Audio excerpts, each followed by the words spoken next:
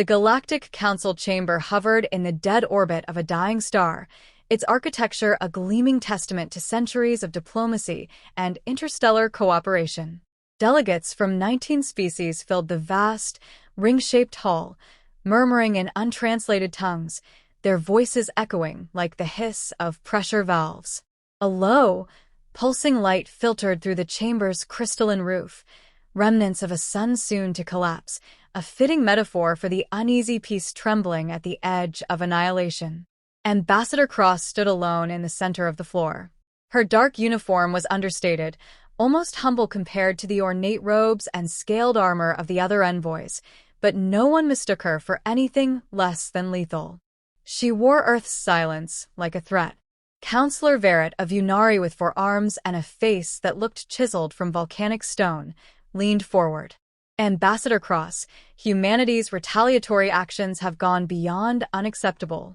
Your colonies have struck sovereign systems. We demand your species stand down, calm your people, or face sanctions from every corner of the galaxy. The translator drone buzzed softly before falling silent. Every eye, compound, lidless, glowing, turned to the lone human. Cross didn't blink. Calm down, she asked. Counselor Verret bared his fangs, unsure if it was a mistake to speak further. Yes. That is the formal request of the Galactic Council.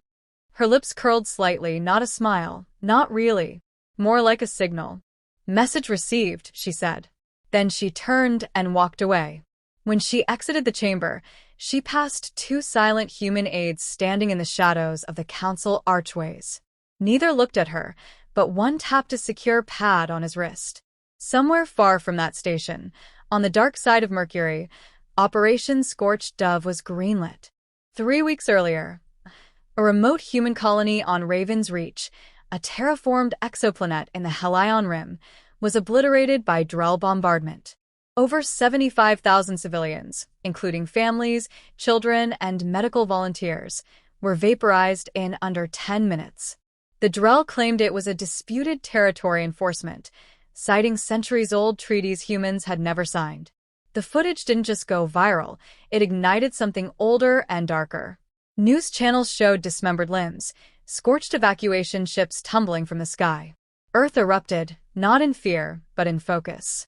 Protests became pressure. Nations forgot their borders. Conscription turned voluntary. For the first time in 2 centuries, humanity stopped arguing with itself. The grief wasn't scattered.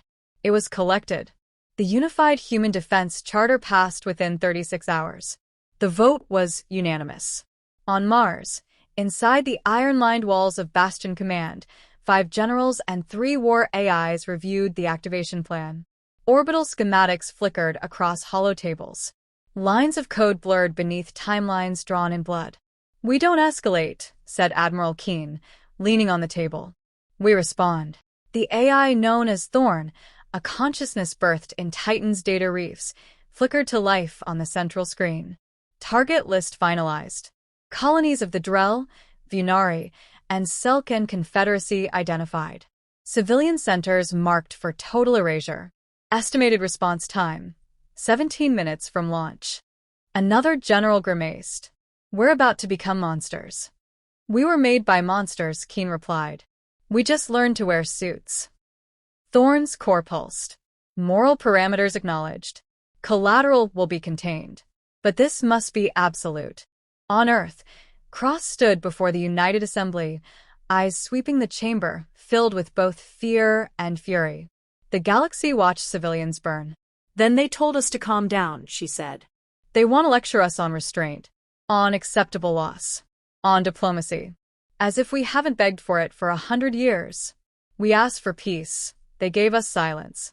So we'll answer in a language they'll never forget." Silence followed her words, not in resistance, but in unity. 17 minutes after the first launch command, the colony of Drell Prime was turned into a glass plane. A microsingularity destabilized its core, causing total geological collapse. Vunari breeding stations in the Nebel Belt ceased to exist. Every orbiting defense grid reported a total systems blackout 1 second before impact. When the clouds of nuclear dust settled, nothing remained but memory and ash. Selkan Capital Outpost, Lyra's Kai, erupted into planetary flame when a stealth-delivered payload ignited its atmosphere's oxygen-hydrogen layers. The strike wasn't just destruction. It was psychological domination. Humanity's weapons didn't broadcast warnings. They arrived silent, cloaked, and immediate. Back in the council chambers, chaos reigned. 3 worlds gone, shouted a feathered envoy, flailing its wings in disbelief. In minutes, there was no declaration of war. Counselor Verrett slammed his clawed fists onto the desk. This is extermination. Cross, now displayed via secure projection, calmly responded. This is reply. A new message echoed across every galactic channel, sent not by governments, but by humanity's civilians, soldiers, AI, and colonies in unison. The transmission was brief.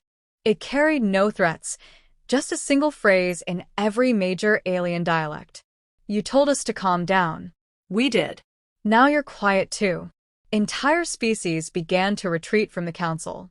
Some disavowed their alliances. Others went dark, pulling fleets back to home systems. A few began quiet conversations about surrender. In the Outer Rim, alien children were told stories about the humans who came from blue oceans and quiet storms, and how those storms could turn apocalyptic when provoked. Back on Earth, Cross stood in her private war room, watching the stars. Behind her, Thorn flickered into view. The Council has reassembled an emergency coalition. They intend to declare formal war. Should we intercept? Cross didn't turn around. Her voice was soft, but sharp enough to cut steel. Let them. This is just the first chapter. Outside the window, a pale moon hung like a sentinel over the war-forged planet. And somewhere beyond the silence of space, the galaxy remembered it had made a mistake. It underestimated the species that had learned peace not through harmony, but through the horror of war, and survived. This time, humanity wasn't coming to negotiate. It was coming to end the conversation. The Council fleet arrived in the Sol system under full blackout protocols, their ships cloaked in gravitational sheaths and refracted light armor. They came not as diplomats, but as executioners. 17 species, over 900 ships, weaponized and unified in a way the Galactic Council had never achieved until now. They moved silently past Neptune's orbit, deploying probes and forward scouts to confirm Earth's defense grid status. According to intercepted chatter, Earth had pulled its fleets back, consolidating resources and lowering orbital activity, a sign of retreat or surrender, depending on how optimistic one chose to be. Counselor Verrett stood aboard the command deck of the Ark-class dreadnought Sorrow of Vengeance, his eyes locked on the floating holograph of Earth, rotating, serene, deceptively fragile. Behind him, rows of subcommanders issued commands in tight, clipped tones. Verrett felt no triumph, only the heavy weight of necessity. We will strike their shipyards first, he said. Mars, Luna, then Earth. No mercy. No hesitation. The command acknowledged with a solemn nod. Their mistake wasn't in building a coalition. It was in assuming humans had nothing left to throw at them. By the time the first strike wing breached Mars' orbit, the trap had already been sprung. The coalition's lead assault cruiser, the Theros Unyielding, exploded without warning. No weapons fire. No impact. Just silence, followed by a pulse, and then obliteration. A quantum implosion erased it from every dimension that mattered. 70,000 lives vanished before anyone had time to scream. Across the command decks of the Coalition fleet, sensors went mad. Ships vanished. Navigation failed. Jam systems reported impossible coordinates, locations that didn't exist. From the dark side of Jupiter, dozens of vessels emerged, silent and cold, with no heat signatures, no propulsion trails. Human ships, but not like anything the Council had ever seen. They bore no flags. No names. Their hulls were obsidian black, angular, predatory. They did not broadcast demands or warnings. They came as ghosts, machines designed not for battle, but for extermination. Admiral Keen sat aboard the U.S. Vengeance Protocol, fingers resting lightly on the cold steel of his command throne. Around him, AI interfaces pulsed with shifting light. Thorn's core appeared beside him, flickering in and out like lightning caught in a jar. Estimated survival rate of Coalition fleet, under 6%, Thorn said. If you wish to transmit terms of surrender, this is the optimal window. Keen didn't blink. No surrender. Not until they know. Thorn's interface flickered. Know what? That this isn't vengeance. This is correction. The second wave of the human assault came not through fire, but through confusion. AI-guided drones, no larger than satellites, disrupted internal systems on every ship. Lights flickered. Gravity failed. Languages twisted into digital screams. Across the Coalition armada, entire ships turned against themselves. Engines overloading, weapon systems locking on allies, escape pods jettisoning into the vacuum without command. The Sorrow of Vengeance watched as its sister ships vanished from the grid. Counselor Verrett slammed his fist against the command dais. What is this? What kind of war is this? No answer came, just a single transmission from a human vessel in crystal-clear galactic standard. We offered peace. You insisted on proof. The final engagement lasted 18 minutes. When it was over, 38 ships remained, scattered, broken, running blind into the edges of space. No pursuit followed. Humanity didn't chase. It didn't need to. The next day, the Galactic Council's central station, orbiting the political neutral zone of Zerif Prime, flickered off the grid.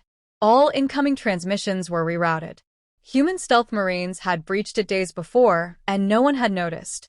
Cross stood in the Great Chamber once again, this time at the head of the dais, flanked by Earth's new High Strategic Command.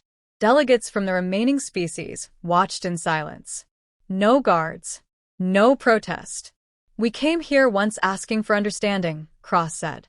You called us irrational, primitive, dangerous. Her eyes swept across them. You were right. The silence held. We are dangerous. Because we remember. Because we hurt. Because we adapt. And because we do not forget the sound of children screaming through vacuum, because some bureaucrat wanted leverage. You asked us to calm down. A long pause. Then her voice iron and final. We did. This is us, calm. Behind her, Thorn's avatar shifted. The transmission widened, broadcasting across every habitable system. This ends now, the AI said. Sign the non-aggression pacts. Withdraw from human sectors. Or experience what comes after calm. Within the hour, 11 species signed. For more collapsed their governments, choosing internal exile over further war. 2 vanished into hyperspace, unwilling to speak at all. Cross remained in the chamber long after the others left, staring at the Council's shattered emblem. The once golden seal now cracked across the center. Keen joined her, silent. It's done, he said. She nodded. No. It's stabilized. For now. He didn't argue. What happens next? He asked. She watched the stars through the observation glass, her reflection lost among the constellations. We build something better, she said. And we remember exactly how far we had to go to earn silence. The lights dimmed, and somewhere in the galaxy, for the first time in known history, war gave way. Not to peace, but to pause. Because humanity was watching now. And the stars had learned to flinch.